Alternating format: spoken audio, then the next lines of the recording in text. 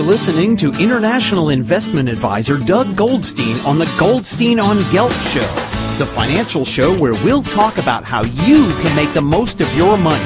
With all the confusing financial chatter bombarding you each and every day, Goldstein on Gelt will give you the practical information you want and need about living a financially stable life. Here's your host, money maven Doug Goldstein.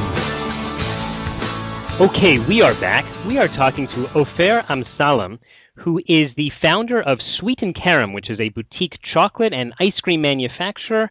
They've got a store as well in Jerusalem. Ofer, welcome to the show. Hello, good morning, or afternoon, or evening, whatever it is. All right, listen, chocolate seems to be a booming industry in Israel. What's changed from so many years ago when it was really not? I don't know. The awareness was not here. The chocolate, the good Belgian chocolate was not here. I don't know. It took some time to reach the consciousness, and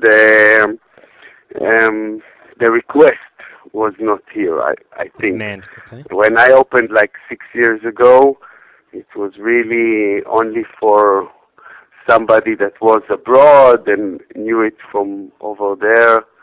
But here in Israel, it was very, it was elite and very the Galil, which is just maybe a little bit better, maybe. But the Belgian chocolate was not available.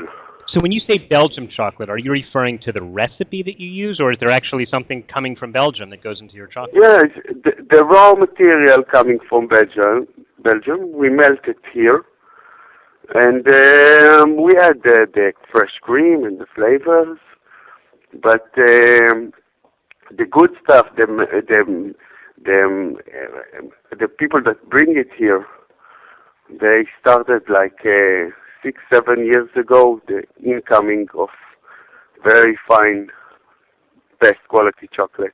So they bring the chocolate, but then once it comes here, you add your own components to make it something different? Yeah, we melt it here. We have special machines for that.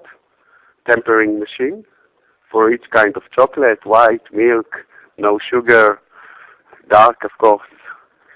And you are welcome to come to the factory to see tons of chocolate being melted. Okay, that sounds like a good field trip. Cute. What motivated you to go into the chocolate industry? There were many. I started this as a real estate agency, the sweetest real estate agency in the world, which I could offer you a chocolate which I bought, or ice cream and coffee. And I was closing the business, showing people apartments, and then coming back, opening the shop, offering the sweets for the deal. It's the deal of your life. Most of the time, they're buying a house. And in Saturdays, I would make the income better by selling to the tourists and many Israelis that are here. It's open 7 days a week. And after a year, I decided that it's much healthier for me to give somebody in 4 shekels piece of chocolate and get an immediate smile than to make him a rich person or make him the deal of his life in real estate and then get paid by not really happily. So do you think that the chocolate business is an easier business than the real estate business? Yes, you get immediate impact. You get immediate result, immediate smile. And when it's coming to real estate, it's like the most probably one of the biggest decisions in a person's life.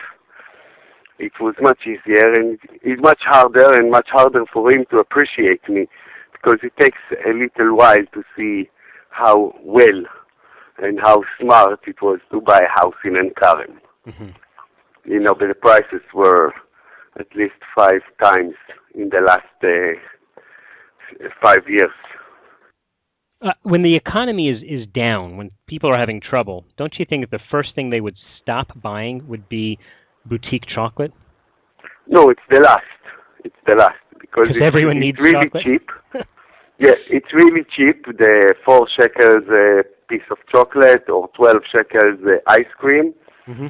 And if you are not in your best, this is one of the little things, little smiles of life which a person never gives it up. Not never, but unless he's totally broke. It's not expensive thing, 4 shekels, and it's much better to buy piece of my chocolate in 4 shekels and to get like the essence and the best flavor and something which is pure than to buy, I don't know, a whole Pesach Zman and to get in 100 grams the quantity of chocolate that I have in 10 grams. Wow. We are talking to Ofer Amsalem, who is a chocolate maker. He is the founder of Sweet NKarem, which makes chocolate as well as ice cream. When you started the business, did you get any help or encouragement from the government? Are there any government programs to help small businessmen? No. I was helped by my work as a real estate agent and my father, which is always a good thing to have, supporting father. Was it easy to start the business and something other people could do, or was it a lot of work? It was like בהדרגה, slowly. Yes, we just progressed with the work, and I took from my father like at least 200,000 shekels for the start and for the maintenance of the first year, for buying the machines. After a year, we started manufacturing ourselves. So yes, I got help from him and from my work. Also, it started to pay off. Not immediately. It took about a year and a half to start doing something to not to just overcome the expenses. Mm-hmm. Were you a little bit concerned because the main producers in Israel are the big companies, like, as you mentioned, Elite Strauss, there's Max Brenner. How much room is there left in the market for smaller gourmet businesses? It's a lot. This business of ice cream, fresh ice cream and fresh chocolate will always maintain, because when you do it locally with the local ingredients without conservatives, and it has to be replaced every week. Also, the chocolate and the ice creams are all weekly, totally replaced, new. So it's the big companies which has to make shelf products that need to be maintained 2 weeks or 3 weeks or a month on the shelf cannot be the same taste. So is there a difference fresh. in terms also of health, not just the flavor? Health? Yeah, health-wise. Yours a healthier chocolate? Yes, it's much healthy because it has only fresh ingredients without, nothing foreigner to the human body as this or that or, all kinds of stuff which I don't think people should consume. All right. So any advice for people who want to open a gourmet business in Israel? What would you suggest that they look for or try to do? Just look for the freshest and best ingredients, and if it will be, if it will be unique in that, so that's it. Nobody, for example, I don't know, in Italy can make much better ice cream than I make. For I don't know, like strawberry ice cream.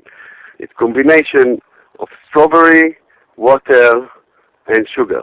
Mm-hmm. So unless you have better, tastier strawberries than me, you cannot produce better strawberry ice cream. You understand? So as long as it's fresh, it's the best that you can have, and then the ice cream is good for a week. Also, the chocolate with the fresh cream. And then you just throw it away. Whatever's left at the end of the week goes into the trash? It's not throwing away. I have very good friends that are that always are saying, "This after a week you want to throw? This is garbage." Wow, wow. Only some little dots on it of moisture or something. After a week, it changes a little bit the color and texture of the chocolate. And do you have any plans for expanding Sweet NKarem? From time to time, I have it. I want to make a bigger factory to get more people into the workshops, which they enjoy so much. Mm-hmm. But it's not easy to find a place in NKarem. Mm-hmm. So we are getting them 20 people each time. Nice. Not more. 20, 25. And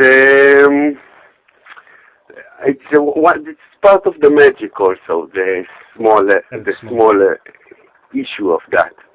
You know, that it's not a big factory, it has all the magic of homemade. It does sound very magical. We've been talking to Ofer Amsalem, who is the founder of Sweet NKarem, which is a boutique chocolate and ice cream manufacturer. They've got a store and other programs. Ofer, in the last few seconds, could you tell people how can they learn more about what you're doing? Please come. The factory is open daily between 8:30 to 3 o'clock, Sunday to Tuesday, and Rishon ad Chamishi, and they can just wear a smile on their face and spontaneously enter if it's not a big group. If it's group, then they must be coordinated, and just to come, have a look, have a smell, or if people have some more time to participate in one of our weekly workshops.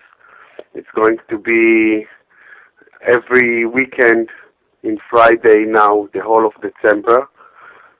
Sounds fantastic. Ofer Amsalem, thanks so much for joining us.